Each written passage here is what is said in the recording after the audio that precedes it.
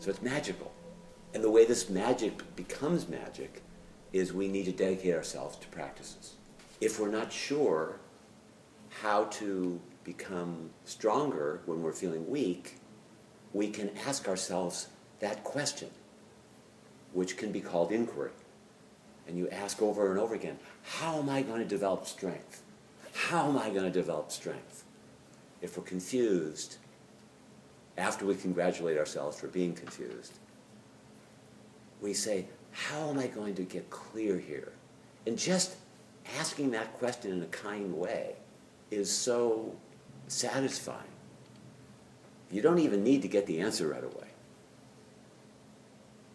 Just hanging there with that question, the right question, the question that's there to support a sense of well-being. And then we can develop a meditation practice. And the meditation practice allows a silence to develop. And when the silence develops, we have the possibility of slowing down. And an emotion is just an emotion. It's not clogged with 38,000 thoughts. And it gives us the chance to coexist with a witnessing intelligence, because meditation slows our mind down and encourages us to be the witness of sounds or our breath, body sensations, awareness of emotions, awareness of thoughts, awareness of silence. And so it creates a spaciousness that starts to become a central identity.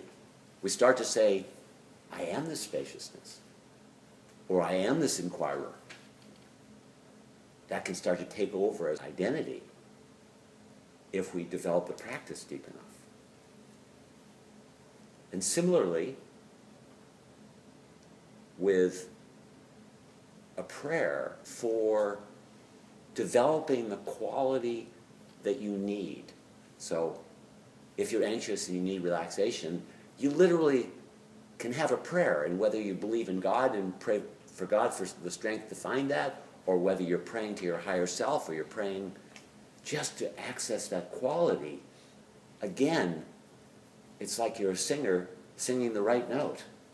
And it doesn't even matter so much whether you reach, because you know if you're in that prayer, if you're in that state of asking, you're on target. So there's this incredible encouragement to pray, or sometimes it can be referred to as setting the intention to be more courageous. I want to be as courageous as possible. I want to be as trusting as possible. I want to be as kind as possible when I approach my partner to communicate. I want to respect their space when they need a lot of space. I want to pray for the wisdom to know how to connect with the person who's in front of me. So that setting of intention is another practice that helps create the magic of whatever state you're in. It coexists with any of these practices. And a fourth practice that is also incredibly helpful is when you get clear about the very thought that is most wise to guide you in the state you're in. So if you're, again, feeling weak, the thought might be, you aren't doing this on purpose, and have the courage to stay vulnerable and be as strong as you can at this moment and be satisfied. So it may be something like that, or it may be if you're frightened and you know you need to develop courage because you're going to give a speech, be as courageous and as present as possible. So you're looking for the thoughts, and it's usually a short sentence or two, that are going to be most supportive to guide you in the moment. And they are like your best friends.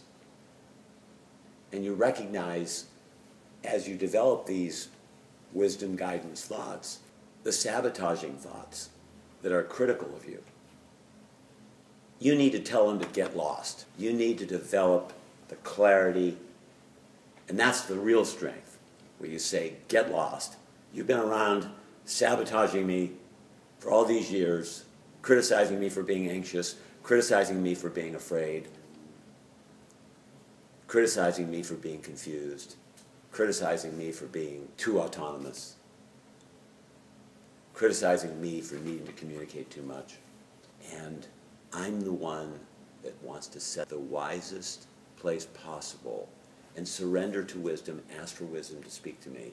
And when wisdom comes through, I receive it. I'm going to replace the thoughts that are old and tired, that are either from our family background or from our culture, and we'll dedicate ourselves to those thoughts. And then, if we have wiser thoughts, we'll keep it moving. So as a whole picture, we're starting from this unawareness that we're even unaware. And even knowing that, it helps us understand the world. It helps us understand where we are with ourselves in certain places.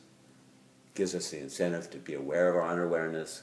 It gives us the incentive to go all the way down to accept, appreciate, be tender with whatever is arising, and just not to fall prey to the criticism. And if we do fall prey to the criticism, not to criticize the criticism, but to say, hello, criticism. I know you're posing as wisdom. You're outdated. And yes, I'm going to have a fair fight with you. I'm going to tell you to get lost. And I know you're a warrior, so you're not going to just get lost. But I'm going to outlast you, because my life and my well-being is at stake. And all of us have the possibility of having our primary identity being an inquirer, a meditator, somebody that's seeking their form of prayer and accessing wisdom.